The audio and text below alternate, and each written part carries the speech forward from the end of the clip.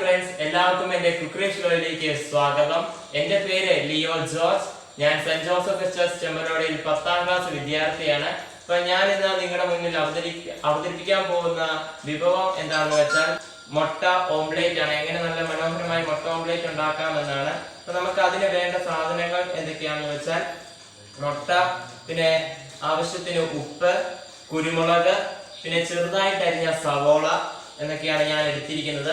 അപ്പൊ നമുക്ക് മുട്ട ഈ ബൗളിലേക്ക് പൊട്ടിച്ചൊഴിക്കാം.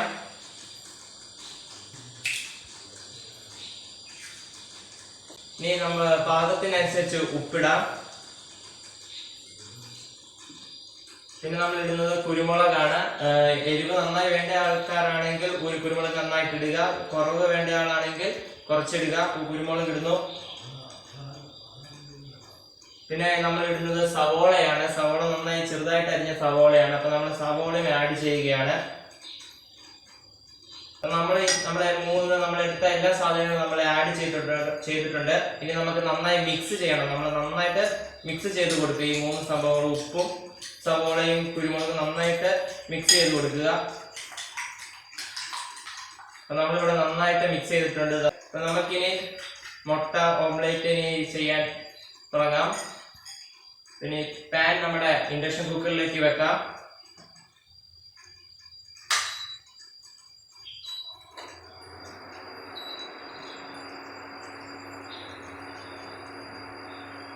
ഇപ്പൊ പാൻ ചെറുതായിട്ട് ചൂടായി വരുന്നുണ്ട്. അപ്പൊ ചൂടായി വരുന്ന സമയത്ത് നമ്മൾ ശ്രദ്ധിക്കണം, നമ്മൾ 2 ടീസ്പൂൺ എണ്ണ ഒഴിച്ചു കൊടുക്കുന്നത് നല്ലതാണ്. അപ്പൊ ഞാൻ എണ്ണ ഒഴിച്ചു കൊടുക്കുന്നു.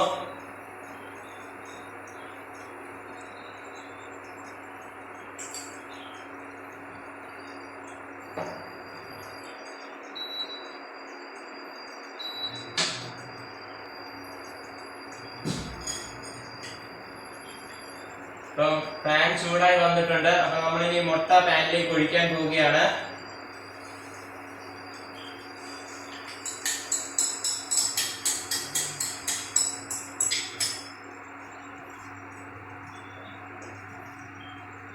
അപ്പം മുട്ട നമ്മള് പാനിലേക്ക് ഒഴിച്ചിരിക്കുകയാണ്. ഇപ്പൊ വളരെ ചിലവ് കുറച്ച് വളരെ ചുരുങ്ങിയ സമയത്തിനുള്ളിൽ വളരെ സ്വാദായ ഒരു കറി നമുക്ക് പെട്ടെന്ന് ഉണ്ടാക്കാൻ സാധിക്കുന്ന ഒരു നല്ലൊരു കറി തന്നെയാണിത്. അപ്പം നമുക്ക് മറിച്ചിടേണ്ട സമയമായിട്ടുണ്ട്. അപ്പൊ നമുക്ക് മുട്ട മറിച്ചിട്ട് കൊടുക്കാം.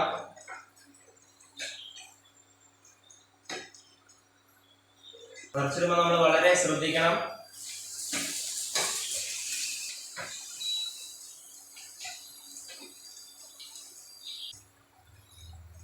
നല്ല സ്മെല്ലൊക്കെ വന്ന് തുടങ്ങിയിട്ടുണ്ട്.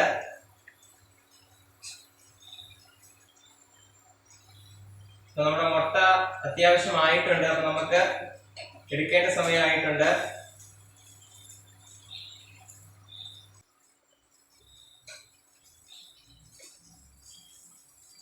നമ്മുടെ മുട്ടയായി കഴിഞ്ഞിരിക്കുന്നു. അപ്പൊ നമ്മളൊരു മുട്ട ഓംലേറ്റ് തന്നെ നമ്മളിവിടെ ഉണ്ടാക്കിയിട്ടുണ്ട്. പാത്രത്തിലേക്ക് ഇടുകയാണ്. അപ്പം എല്ലാവരും വീട്ടിൽ എന്തായാലും ചെയ്ത് നോക്കുക. ഇത് വളരെ മനോഹരമായിട്ടുള്ളത്, വളരെ ടേസ്റ്റി ആയ ഒരു കറി തന്നെയാണ്. അപ്പൊ നമുക്ക് പെട്ടെന്ന് പെട്ടെന്ന് ഉണ്ടാക്കാൻ പറ്റുന്ന ഒരു കറി തന്നെയാണ്. അപ്പൊ എല്ലാവരും തീർച്ചയായും ചെയ്ത് നോക്കണം. Thank you.